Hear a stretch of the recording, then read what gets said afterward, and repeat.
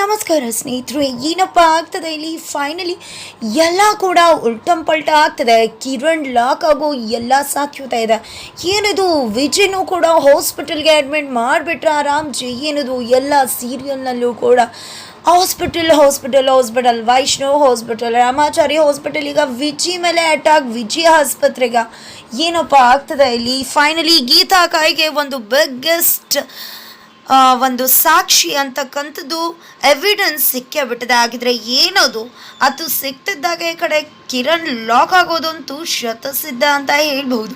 ಈ ಕಡೆಗೆ ಕಿರಣ್ ಕೂಡ ಶಾಕ್ ಆಗ್ತದಾನೆ. ಯಾಕೆ ಎಲ್ಲವನ್ನ ಕೂಡ ತಿಳ್ಕೊಬೇಕು ಅಂದರೆ ಈಗಲೇ ನಮ್ಮ ಈ ಚಾನಲ್ನ ಸಬ್ಸ್ಕ್ರೈಬ್ ಮಾಡಿ, ಹಾಗೆ ಒಂದು ವಿಡಿಯೋವನ್ನು ಪೂರ್ತಿಯಾಗಿ ನೋಡಿ. ಇಲ್ಲಿ ಭಾನುಮತಿ ಸತ್ತೋಗ್ಬಿಟ್ಲು ಅನ್ನೋ ವಿಷಯ ಗೊತ್ತಾಗ್ತಿದ್ದಾಗೆ ಭಾನುಮತಿ ಒಂದು ಫೋಟೋನ ಇಟ್ಟು ಈ ಕಡೆ ಮನೆಯವ್ರು ಎಲ್ಲರೂ ಕೂಡ ಕಣ್ಣೀರು ಹಾಕ್ತಿದ್ದಾರೆ. ಬಿಕಾಸ್ ಸತ್ಲು ಕೊನೆ ಬಾದ್ರಿ ಕೂಡ ನಮ್ಮ ಮನೆಗೆ ಕೆಡಕ್ ಬಯಸೆ ಸತ್ತೋಗ್ಬಿಟ್ಲಲ್ಲ, ಒಂದು ಒಳ್ಳೇದನ್ನ ಕೂಡ ಮಾಡಲಿಲ್ವಲ್ಲ, ಈಗಲೂ ಕೂಡ ನಮ್ಮ ವಿಜಿನ ಜೈಲಿಗೆ ಕಳಿಸಿ ಸತ್ತೋಗ್ಬಿಟ್ಲಲ್ಲ. ಇಷ್ಟು ದಿನ ಇವಳು ಸಾಯ್ಲಿ ಅನ್ಕೋತಿದ್ವಿ, ಆದರೆ ಇವತ್ತು ಬದುಕಲಿ ಅಂತ ಬೇಡ್ಕೋಬೇಕಾಗಿತ್ತು. ಇವಳು ಬದುಕಿದ್ರಷ್ಟೇ ಅಲ್ವಾ ವಿಜಿ ಹೊರಗಡೆ ಬರ್ತಾ ಇದ್ದಿದ್ದು, ಅದಕ್ಕೋಸ್ಕರ. ಆದರೆ ಸಾವಲ್ಲೂ ಕೂಡ ದ್ವೇಷ ಹಿಟ್ಟೆ ಹೊಟ್ಟೋಗ್ಬಿಟ್ಲು, ನನ್ನ ಮನೆ ನೆಮ್ಮದಿನೇ ಹಾಳು ಮಾಡಿಬಿಟ್ಲು ಅಂತ ಗೀತಾ ಫ್ಯಾಮಿಲಿಲಿ ಎಲ್ಲರೂ ಕೂಡ ಹೇಳ್ಕೊತಿದ್ದಾರೆ. ಜೊತೆಗೆ ಭಾನುಮತಿ ಬದುಕಿರ್ಬೇಕಿತ್ತು. ಭಾನುಮತಿ ಬದುಕಿದ್ದಿದ್ರೆ ಅವಳು ನೇರವಾಗಿ ಸಾಕ್ಷಿನ ಹೇಳ್ತಾ ಇದ್ಲು. ಅವಳು ಮಾಡಿದ ಎಲ್ಲವನ್ನ ಒಪ್ಕೊಂಡಿದ್ದಿದ್ರೆ ಖಂಡಿತ ವಿಜಯ್ ಹೊರಗಡೆ ಬರ್ತದ. ಆದರೆ ಇವಾಗ ವಿಜಯ್ ಅಟೆಂಪ್ಟ್ ಟು ಮರ್ಡರ್ ಕೇಸಲ್ಲಿ ಒಳಗಡೆ ಹೋಗಿದ್ದಾನೆ.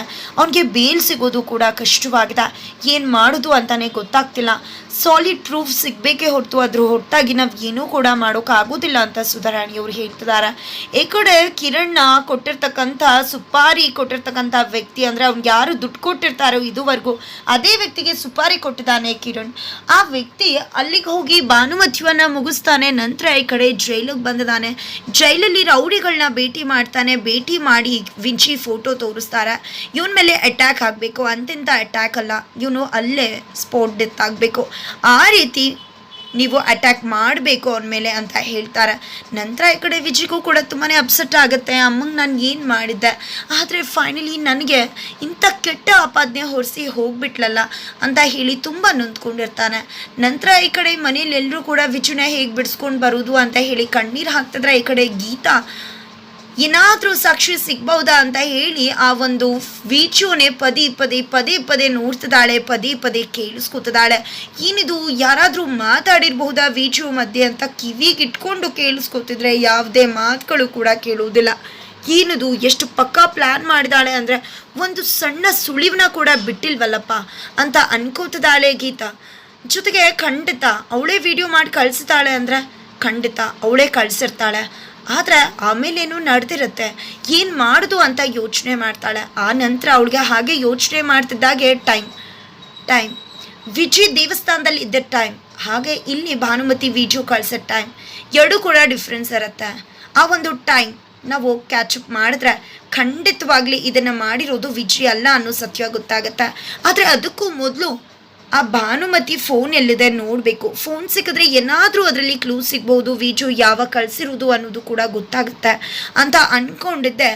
ಎಲ್ಲ ಕಡೆ ಕೂಡ ಫೋನ್ನ ಹುಡುಕ್ತಾ ಇದ್ರೆ ಈ ಕಡೆ ಕಿರಣ್ ಹತ್ರ ಅದು ಸುಪಾರಿ ತೊಗೊಂಡಿರ್ತಕ್ಕಂಥ ವ್ಯಕ್ತಿ ಬರ್ತಾರೆ. ನೀನು ಅಂದಾಗೆ ಆಯಿತು, ಈ ಕಡೆ ಜೈಲಲ್ಲೂ ಕೂಡ ವಿಜು ಮೇಲೆ ಅಟ್ಯಾಕ್ ಆಗ್ತದೆ, ನಿಮ್ಮಮ್ಮನ ಕೂಡ ನಾವೇ ಮುಗಿಸಿದ್ದು ಅಂತ ಹೇಳ್ತಿದ್ದಾರೆ. ಜೊತೆಗೆ ಈ ಕಡೆ ಸದ್ಯ ಒಳ್ಳೇದಾಯ್ತು, ಅಮ್ಮ ತೀರು ಹೋದ್ರಲ್ಲ ಅಂತ ಹೇಳಿದಾಗ ಅಮ್ಮ ಏನೋ ತೀರು ಹೋದ್ರು, ಆದರೆ ಅವ್ರು ಮಾಡಿರೋ ವಿಡಿಯೋ ಅಂತ ಹೇಳಿದಕ್ಕೆ ಅವ್ರು ಮಾಡಿರೋ ವಿಡಿಯೋನೇ ಅಲ್ವಾ ಸಾಕ್ಷಿಯಾಗಿ ವಿಜಿ ಜೈಲಿಗೆ ಹೋಗಿದ್ದು ಅಂದಾಗ ಆ ವಿಡಿಯೋ ಇರ್ತಕ್ಕಂಥ ಫೋನ್ ಎಲ್ಲಿದೆ ಅಂತ ಕೇಳ್ತಿದ್ರೆ ವಿಡಿಯೋ ಇರ್ತಕ್ಕಂಥ ಫೋನ್ ನಿಜ ಅಲ್ವಾ?